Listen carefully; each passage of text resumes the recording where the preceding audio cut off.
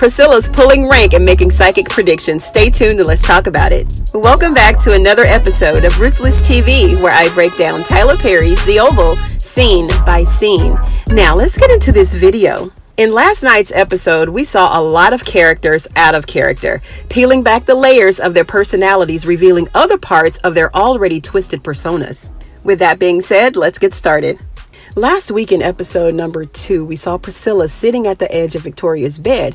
Quite to Victoria's surprise, she asked Priscilla what she was doing in there, and Victoria was not ready for what Priscilla revealed to her. Now, we're already familiar with the name calling and the flying insults, but this led us to Priscilla letting the First Lady know that she is not who she thinks she is. Victoria tried putting her out of the bedroom. The First Lady told her that she doesn't scare her, and Priscilla told her, but you are afraid of your father. And right after this, we could see a slight shift in Victoria's demeanor and facial expression. She was quite surprised to know that Priscilla knew everything about her father, and even less to know that she was afraid of him. Priscilla let her know that she's been a dedicated staff member for a number of years in the White House and always did her job with a smile, but she revealed to her that she's not a chef, nor was she there to run her staff. She said that not even Sam knew her position in all of this. Victoria wanted to know if Priscilla was the mole, and she said, well, I wouldn't say all of that, but she's very much untouchable. They finally wrap up their ongoing battle, and Priscilla is leaving the room when Hunter walks in,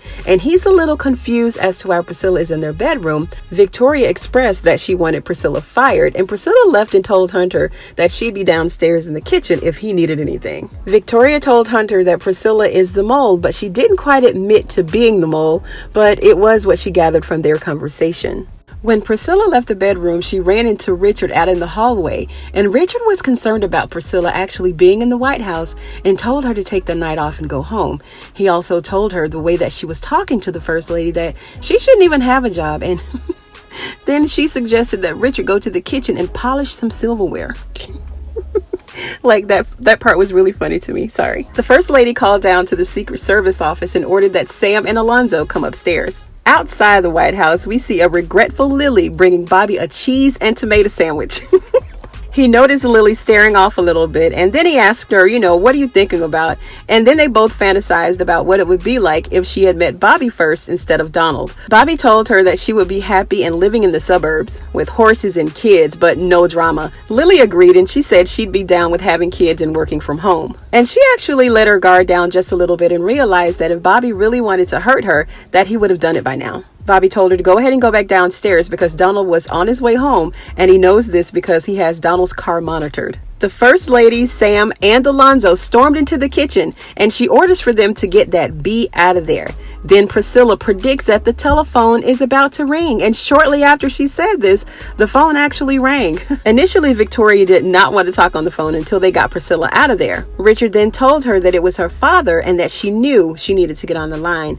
When she got on the phone, she was clearly in shock and told them that Priscilla has to stay. The general still hasn't called, nor can they get in touch with him. Blakely thinks that this is strange and suggested that they get rid of the burner phones. Max told her that he threw them in the garbage already at the liquor store, and Blakely didn't like the fact that he stopped off at the liquor store, but he had to get some of that relax my nerves juice.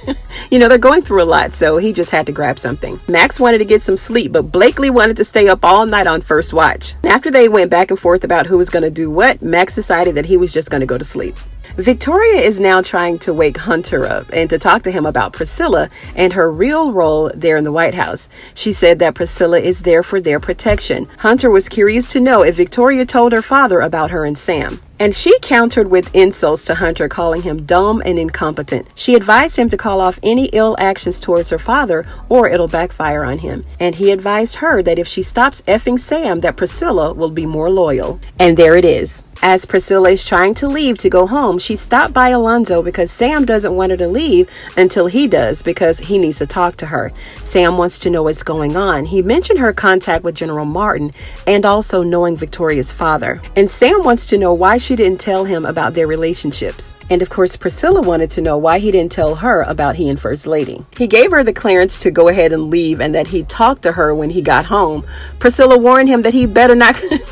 He better not come near her house. Her house, right? So we're still unsure about where Sam is living right now. He's not at home, and he's definitely not at Richard's and Nancy's. So where is Sam staying right now? Could he be camping out at one of the rooms at the White House? I don't know. I actually did a video about it, and I'll leave a link above and in the description if you want to check it out. And here we have yet another character who seemed out of character on tonight's episode. Alan. Alan has apparently been hired to not only assist Donald, but to also protect him. Alan wished that Donald would have been forthcoming with him when it came to Ellie effing the president. He said that he already knew what was going on because Ellie told him, but he wanted Donald to tell him. Alan was making it known that he really wanted to protect him. Like, he actually said that he gets a thrill out of protecting him. And this is where Alan gets out of character for me. Why is he expressing himself this way? Like, Donald mistakes his concern as him flirting with him, though, or maybe not. He asked Alan if he wanted to kiss him. Alan said that that's not his thing, and he warns Alan to be careful with trying to flirt and rise his way to the top. He told him to go home, but he actually knew what he was doing. One last character that was a little off on this episode is Barry. He's sitting in his bedroom rolling a blunt, and Nancy comes to the door and wants to know if he's smoking weed. She said that the smell woke her up. Really, Nancy? Really? Maybe it was all that makeup that's on your face and it started to itch that woke you up. Who goes to sleep with all that makeup on? Girl, you smell weed coming all the way from Barry's room with his door closed. Like, that's got to be a strong blunt to penetrate through the door like that. But Barry said that he got the weed from Gio and that he had to get some because he wanted to calm his nerves because he was worried about Callie. Nancy said that she understood and to just let the window up a little bit, but don't let it up too far because Miss Jody just might smell it all the way from next door. I don't know what Barry's smoking on. Alan stopped by Ellie's office before he left to go home, and he tried to convince her to come, but she says that there was an attempted assassination that just happened, so she needed to stay there and work. He left out a little upset, but he ran into Jason in the hallway. See, at least Ellie is trying to do some work, right? She realizes the magnitude of what just happened. At least somebody's walking around that White House with just a little bit of sense. Jason is still dealing in the disbelief of Alan hitting him over the head with the baseball bat. He told Alan that he thought that they were friends and needed to be on the same team. Alan assured him that they were not friends. He said that it was past Jason's bedtime and that he needed to head back upstairs. Jason told him that he's going to regret it. Alan goes back into Ellie's office to warn her that Jason is on the loose doing weird-ish. Ellie feels that because they're in the White House that she's safe. Alan told her that if Hunter really wanted to protect her, that Jason wouldn't be roaming the halls in the first place. He wished her good luck and then he left. Now, Alan does have a point here. Why is Jason still in the White House, period? The very best that Alan can do is tell him to go back upstairs, and all Victoria tells him is to go to his room. This dude is killing people. Murder. Dead. Why is he still there? Why? Donald makes it home from the office and stops up at the bedroom before turning in.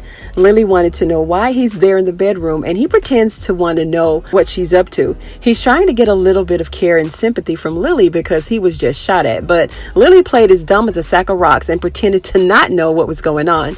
The real reason Donald was up there is because he wants to know why his laptop was pinged. Lily said that she didn't know and that she has a long and busy day tomorrow and needed to rest. Sharon is still at Dale's bedside at St. Rhodes while he's recovering from his fake gunshot wounds. No, the gunshots aren't fake, but what Sharon told him is that the doctor said he was going to be just fine because the bullets that the shooter used was different kind of bullets. So what real gun uses fake bullets? I don't know. I've never heard of fake bullets. If y'all know about fake bullets being used for real guns, please comment below and let me know because I've never heard of this at all, ever. But Dale is in a lot of pain and he told Sharon to push the button so that he can get another hit of that morphine. He thanked Sharon for being so nice to him, and Dale started talking out of his head, then he dozed off into La La Land. Then Kareem comes into the hospital room and he's not there to see Dale, of course. He wants to know when Sharon is coming home. He told Sharon that she's spending too much time at the hospital with Dale and wants to know if she's coming in the pharmacy tomorrow. Kareem has really been showing how selfish and controlling and narcissistic he is. He's been very insensitive to Dale's situation, and Sharon is still telling him that she loves him. Like, what is about Kareem that Sharon loves so much? Is it the fact that he owns a pharmacy, that he's good looking? What? I don't get it because his whole attitude is a complete turnoff. And Sharon is hot on the radar tonight because Barry gives her a call and tells her that he misses her and wants to see her. At this point, Sharon should just fly solo, move in with her sister and get her ish together because she's ping-ponging in between these two losers right now. Barry nor Kareem knows how to treat this woman, but Sharon has options, right? She pulled in the president of the United States of America, so she's got options. Girl, leave them alone. You'll thank me later. But she peeped game really quick with Barry and told him to call her when he's not high, and then she hung up the phone. So the first lady finally made good on one of her many threats. Alan was greeted by the first lady's hitman, who walks in behind him. I mean, it looks like he didn't even close the door. And this guy is holding a bat similar to what he struck Jason with across his head. Dude just walked straight in. He told Alan that the lady told him to come and whip his sass because he didn't do what he was told. Now, Alan gonna threaten this man who's holding a baseball bat, right? Alan misjudged him in his size because he basically told him that he was too short to do anything. And Shawty raised his leg and kicked Alan right in his chest. Boom, knocked him all the way across the kitchen floor, over in the corner behind the table and the garbage can. Like, Shawty was like, who's short now? We're gonna call him Shorty, guys, okay? If you enjoyed this video, go ahead and give it a thumbs up. I'd really appreciate it. And go ahead and sub to the channel while you're at it if you haven't already done so. And I'll see you on the next one.